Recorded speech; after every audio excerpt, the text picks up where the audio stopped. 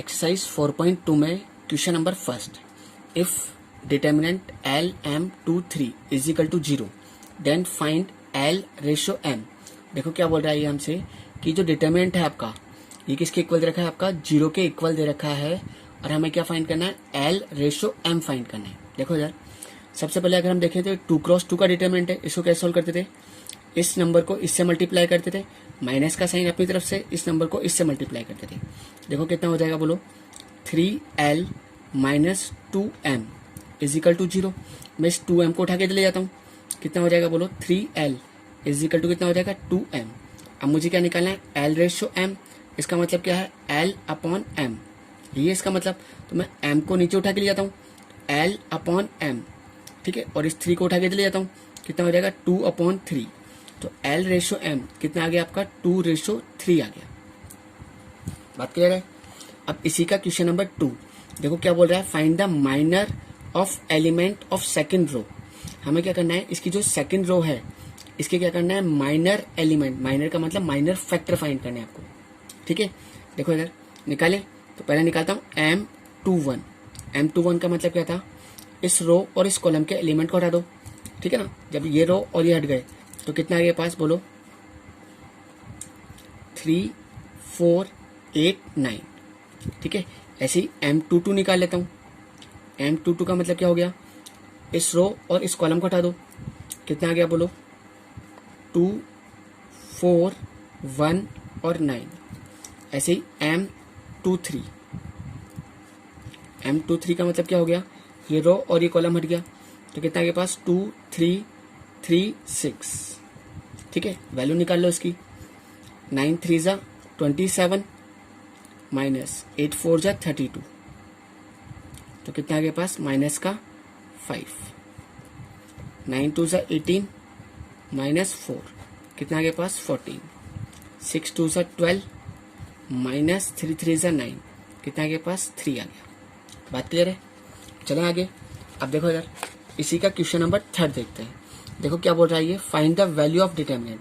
हमें क्या करना है, इस डिटर्मिनेंट की वैल्यू फाइंड करनी है। देखो इधर सबसे पहले अगर हम चाहें तो इसको डायरेक्ट भी सॉल्व कर सकते हैं। देखो इधर अगर मैं प्रॉपर्टी की हेल्प से करूंगा थोड़ा सा इजी हो जाएगा मेरे लिए। देखो इधर कैसे, हमने देखा इनमें कितना गैप आ रहा है, 1 1 का गैप आ रहा है। देखो ऐसे 15 और 13 में 2 का गैप, 16 और 18 में भी 2 का गैप है, 19 और 21 में भी कितना गैप आ रहा है, 2 का गैप आ रहा है। तो मैं क्या कर रहा हूँ, प्रॉपर्टी यूज में ले रहा हूँ। देखो कैसे, मैंने क्या करा, R2 में से R1 को माइनस कर दिया, ऑपरेशन किस पर लगेगा, R2 पर। ऐसे ही R3 में से किसको माइनस कर दिया, R1 को, ऑपरेशन किस पर लगेगा, R3 के ऊपर। लगाओ देखो ऑपरेशन, ठीक है। R1 पर कोई ऑपरेशन नहीं, एज इज 13 16 और 19। सेकेंड ऑपरेशन किस पे है, R2 पर। R2 में से R1 को माइनस करना है, 14 में से 13 किया, कितना बच गया 1। 17 में से 16 किया 1, 20 में से 19 किया, कितना बच गया 1। ऐसे ही R3 पे ऑपरेशन है, क्या है, R3 माइनस R1। R3 में से R1 को माइनस करना है, 15 माइनस 13, कितना आ गया पास 2 आ गया। 18 माइनस 16, ये भी कितना आ गया 2 आ गया। 21 माइनस 19, कितना आ गया पास 2 आ गया। अब मैं क्या करता हूँ, इस R3 में से क्या कर लेता हूँ, इस 2 को कॉमन निकाल लेता हूँ। तो हमने इस 2 को कॉमन निकाली यहाँ से, तो कितना आ गया पास 13 16 और 19, 1 1 और 1 1 1 और 1, ठीक है। अब हमने देखा कि जो R2 और R3 है ये कैसे आपस में आइडेंटिकल है, ठीक है ना।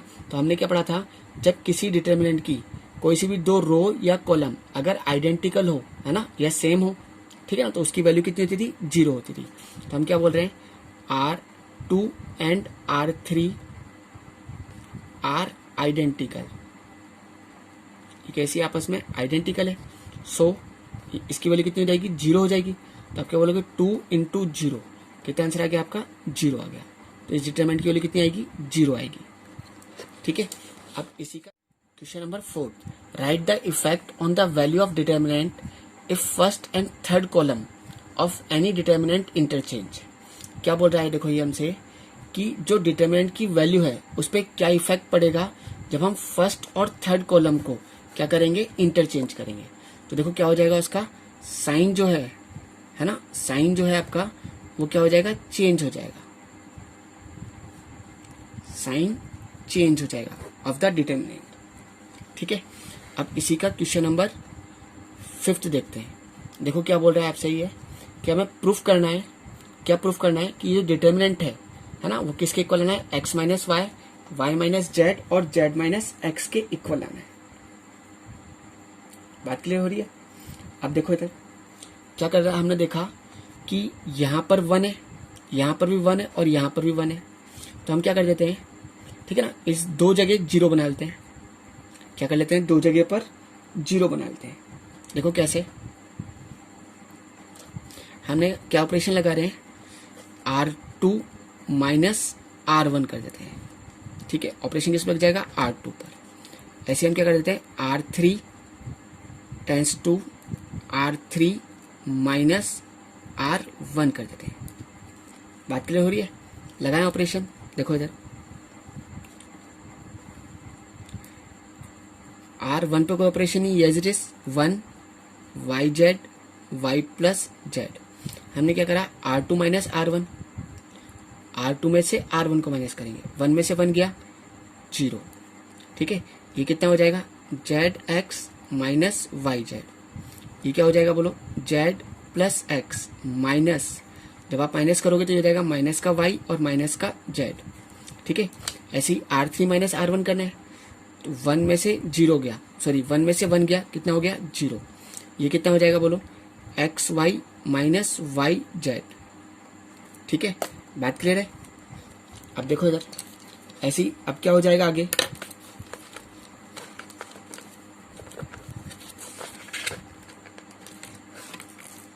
आगे क्या हो जाएगा आपके पास, x plus y minus y minus z. ठीक है, बात क्लियर है। अब देखो इधर इसको सॉल्व करें तो इसको क्या लिख सकते हैं हम लोग, ये क्या हो गया आपका 1 Y Z Y plus z 0। यहाँ से देखो क्या कॉमन निकल रहा है, यहाँ से देखो जेड कॉमन निकल रहा है, तो हमने जेड कॉमन निकाल लिया, तो कितना आ गया, x माइनस वाई आ गया। यहाँ पर देखो क्या कट गया आपके पास, जेड से जेड कट गया, तो कितना बच गया, x माइनस वाई बच गया है। ठीक है, 0 आपका एज इट इज। यहाँ से देखो क्या कॉमन निकल रहा है, y कॉमन निकल रहा है यहाँ से, तो y कॉमन निकाल लिया आपने। ठीक है, यहाँ कितना रह गया, x माइनस जेड। देखो यहाँ पर क्या हो गया, y से y कैंसिल हो गया, तो कितना आ गया, x माइनस जेड। देखो इधर जैसे जैसे आप 0 बनाते जाओ, है ना, इसके साथ देखो यहाँ से क्या कॉमन निकल गया, x माइनस वाई इसके पास भी है, x माइनस वाई इसके पास भी है, x माइनस जेड इसके पास भी है, x माइनस जेड इसके पास भी है। तो हमने क्या कर लिया, x माइनस वाई ये तो कॉमन निकाल लिया R2 में से, और y x माइनस जेड जो है ये किस में से कॉमन निकाल लिया आपने, R3 में से कॉमन निकाल लिया। जैसे हमने कॉमन निकाल लिया, यहाँ क्या बच गया, 1 Y Z Y plus z 0 z, और यहाँ बच गया 1 0 वाई, और यहाँ कितना बच गया 1। ठीक है, अब देखो इस डिटरमिनेंट की दो जो एलिमेंट है वो 0 है, अब मैं क्या करता हूँ, इसको डायरेक्ट एक्सपेंड कर देता हूँ। ठीक है, एक्सपेंड अलोंग C1, क्या कर रहा हूँ, इस कॉलम के अलोंग क्या कर रहा हूँ, इसको एक्सपेंड कर रहा हूँ। देखो इधर कितना है के पास, x minus y x minus z. ठीक है, जब मैं इसको एक्सपेंड करूंगा, ठीक है 1, और कितना हो जाएगा, ये रो और ये कॉलम हट जाएगा, कितना आ जाएगा, जेड 1 वाई और 1। ठीक है, और बाकी एलिमेंट 0 है तो 0 हो जाएंगे सारे। ठीक है, बात क्लियर है। x minus Y Y minus sorry x minus z. ठीक है, इसको एक्सपेंड करते हैं, ये कितना हो जाएगा बोलो, जेड, ठीक है, माइनस वाई। बात क्लियर है।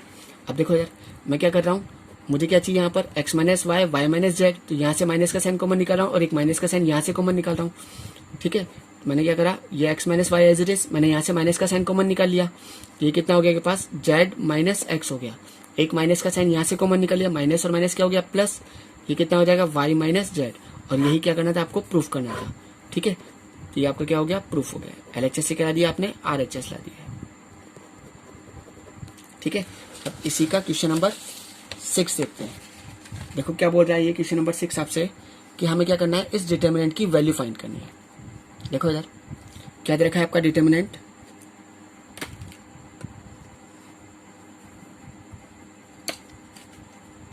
क्या है आपके पास डिटर्मिनेंट, देखो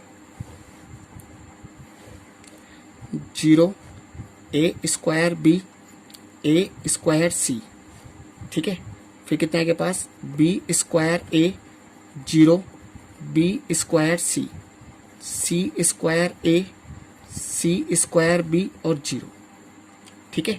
अब देखो इधर हमने क्या देखा कि इसके पास ए स्क्वायर है, तो देखो हम C1 से कॉलम C1 से ए स्क्वायर कॉमन निकाल सकते हैं, यहाँ से क्या कॉमन निकाल सकते हैं, बी स्क्वायर कॉमन निकाल सकते हैं, और यहाँ से क्या निकाल सकते हैं, सी स्क्वायर कॉमन निकाल सकते हैं। तो हमने क्या कर लिया, ए स्क्वायर तो किससे निकाल लिया, C1 से, बी स्क्वायर किससे निकाल लिया, है ना, C2 से, और सी स्क्वायर किससे कॉमन निकाल लिया, C3 से। जब हमने कॉमन निकाल लिया तो देखो इधर क्या बच गया 0, इधर क्या बच गया B, इधर क्या बच गया C, यहाँ क्या बच गया बोलो, A बच गया, यहाँ बच गया 0 और यहाँ बच गया C, यहाँ क्या बचा बोलो, A B और 0, ठीक है।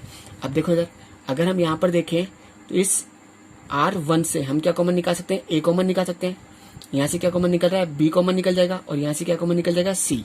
तो हमने क्या करा, देखो इधर ये A स्क्वायर B स्क्वायर और C स्क्वायर ये आपका एज इट इज है ना, इधर से A कॉमन निकाल लिया, इधर से B और इधर से C कॉमन निकाल लिया। तो देखो कितना बच गया के पास 0 1 1, ठीक है, 1 0 और 1 1 1 और 0। अब मैं क्या कर देता हूँ, इसको डायरेक्ट एक्सपेंड कर देता हूँ, ठीक है। देखो इधर ये कितना हो गया आपका A क्यूब B क्यूब और C क्यूब, ठीक है। अब इसको एक्सपेंड कर लेते हैं, ये आपका प्लस माइनस और ये प्लस, ठीक है, 0 और ये बॉक्स, कोई जरूरत नहीं है 0 के साथ तो लिखने की, माइनस का 1 और ये बॉक्स, और ये प्लस का 1 और ये बॉक्स। देखो इधर 0 के साथ तो कोई जरूरत नहीं है आपको, इसके लिए देखो इस रो और इस कॉलम को हटाया, क्या करा आपने, इस रो और इस कॉलम को हटाया, क्या बच गया आपके पास 1 1, सॉरी ये रो है ना, इसके लिए कर रहे थे हम लोग, ये रो और ये कॉलम हट गया तो 1 1 1 0, ठीक है। इसकी बात कर रहे हैं, ये रो और ये कॉलम हट गया, यहाँ बच गया 1 0 1 और 1। बात क्लियर है। देखो कितना हो गया, A क्यूब B क्यूब और ये C क्यूब, ये आपका एज इट इज, ठीक है। ये तो 0 हो चुका है आपका, ये कितना है -1, इसको इससे मल्टीप्लाई करोगे 0 -1 प्लस 1 1 -0, ठीक है। तो देखो ये कितना आ गया, A क्यूब B क्यूब और C क्यूब, -1 को -1 से मल्टीप्लाई करा +1, ठीक है। और ये भी कितना हो गया +1, ठीक है। बात क्लियर है। तो देखो कितना हो गया, A क्यूब B क्यूब और C क्यूब, 1 और 1 कितना हो गया 2। तो क्या आंसर आ गया इसका बोलो, 2 A क्यूब B क्यूब और C क्यूब, ठीक है। इसका आंसर कितना आ गया।